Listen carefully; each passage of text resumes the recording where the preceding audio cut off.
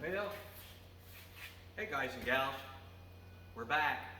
It's been a while. It's been at least 2 weeks, probably a little stronger than 2 weeks.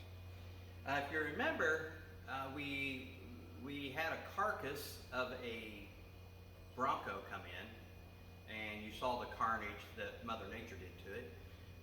There was absolutely nothing left of the body, and we need to get the engine running, and we needed to go through some gears to see what the drivetrain was like. And of course, we knew that it was going to go to the machine shop. The engine is out of the machine shop, and it's back to the engine builder. And we've got the rear end housings.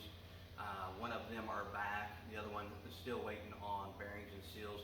If you guys know anything about anything, trying to buy anything, whether it's something at the grocery store, the auto parts industry is just a basket case of not good things. So anyway, we got a little hold up on some of the parts for the drivetrain.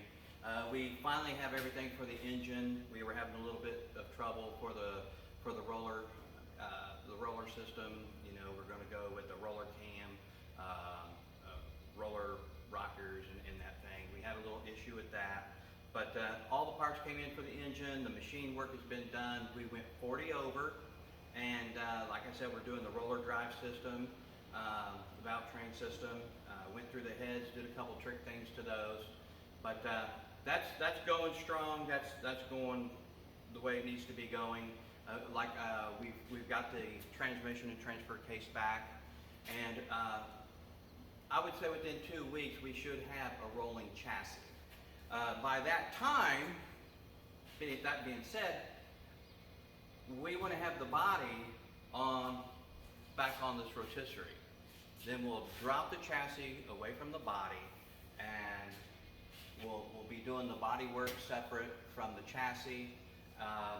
But most importantly, the reason why we're going on the rotisserie is so that we can turn the Bronco upside down or sideways or whichever to do some of the absolute finish welding and to do the seam sealing and the undercoating.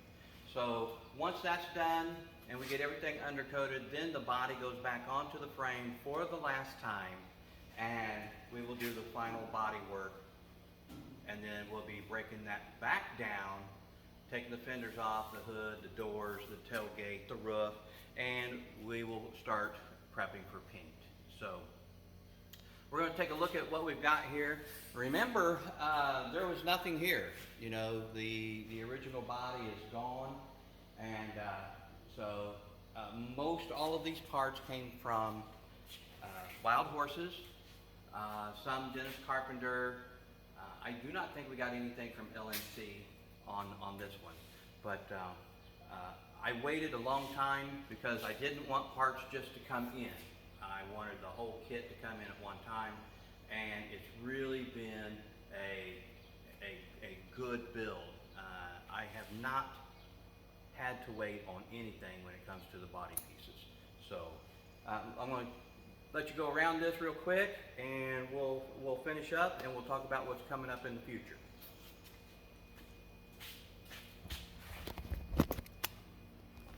So what you see is the complete body done.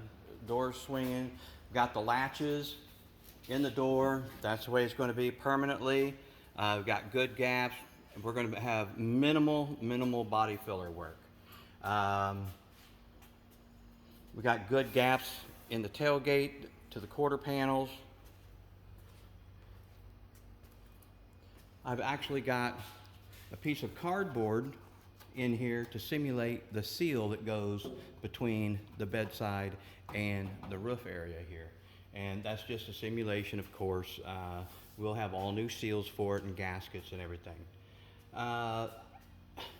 The sheet metal is pretty good. It gets you close, but I'll tell you, you really have to have it together in order to get these bodies built, because they're close, but they're not right. And one thing that the client has an issue with sometimes is they think, well, I bought a new panel, so why does it cost so much to put it on and make it fit? Well, that's just the nature of the beast. Sorry, that's just how it is. We've got, of course, we've got the new frame all done. We've got the lift kit underneath there. We've got a body lift.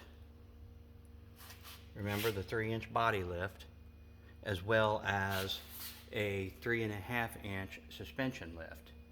So, but that's why we've got to turn it upside down on a rotisserie so that we can finish out these welds, seam seal all the seams before doing a rhino liner, some kind of a bed liner. I have a product that I really enjoy using. It's somewhat user friendly, but I like the way the texture lays out. We'll get into that a little bit later. You can see it's still somewhat of a mess in here. We've got a lot of dust, a lot of sheet metal dust from grinding and everything else. But the firewall turned out really good, as you can see up in there. The wheelhouses turned out great. All these panels needed a little finessing. Don't think that these panels are just going to fall into place, because they're not. And it's like building a big puzzle, but there's a little added situation here called three-dimensional. It's not a flat puzzle that we're putting together. It's got dimension. So, but I just wanted to catch you up to date. Sorry I've been gone for so long. Trust me, I haven't been far. I've been right here with this hot rod. But you take your time with each and every step of the build, because if you skip one part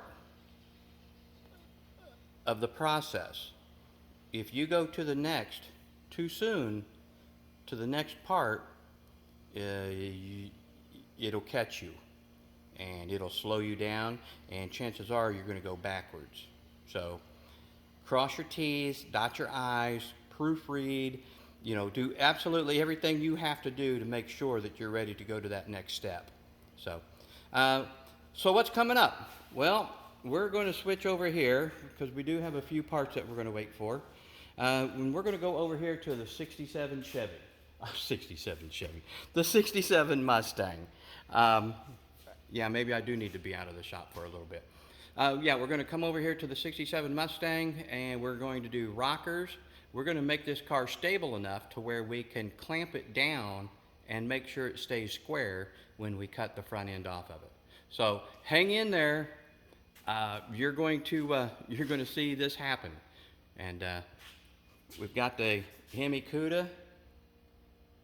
It's up next, as well as ongoing decision making on the 30 Model A.